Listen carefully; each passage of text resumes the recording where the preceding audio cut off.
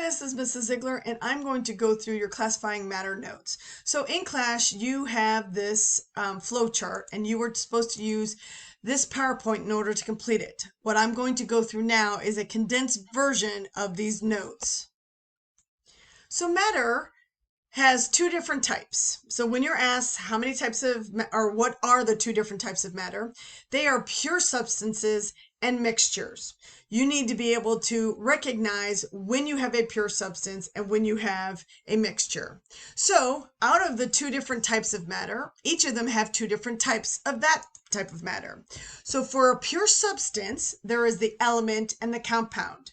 By definition, a pure substance is the same composition throughout and cannot be separated physically. From the two different types, there's an element and a compound. Whenever you have a pure substance, it means that it comes directly from the periodic table. It has a chemical formula. So whenever you have a pure substance and there's a chemical formula with the name, that means that it's a pure substance. Depending on the number of capital letters would determine if it's an element or a compound. An element, by definition, is one type of atom. So that means in its chemical formula, it only has one capital letter. So really anything on the periodic table, each box, if you look at your periodic table, is an element. That means one type of atom. If it has two or more different types of atoms that are chemically combined, that is a compound. That means that it has two or more different capital letters. So examples of an element would be like copper or iron or oxygen or phosphorus. Any letter from the or from the periodic table will be an example of a element. An example of a compound would be such as zinc oxide, which is ZNO.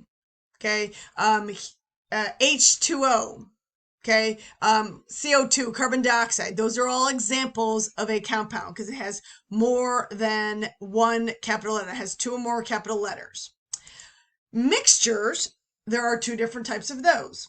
When you see a mixture, you will not see a chemical formula, okay?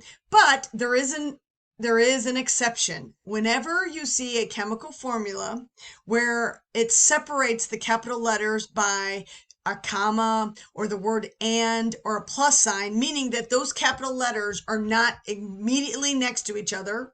They could have in between them subscripts of numbers, which means the number of atoms. But if they have a plus sign, the word and or commas in between these capital letters, it is not a pure substance, but a mixture. That is the only exception to when there's a chemical formula with the name. Otherwise, if there's no chemical formula, it is a mixture.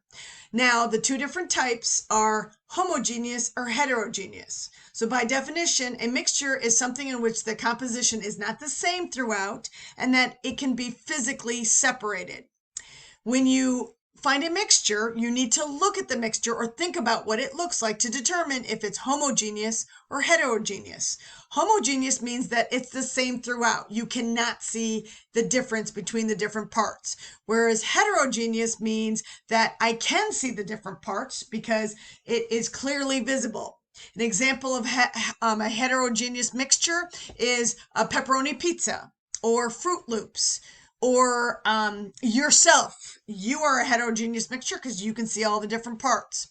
A homogeneous mixture, again, is something where you cannot see the different parts. So an example would be iced tea or Kool-Aid.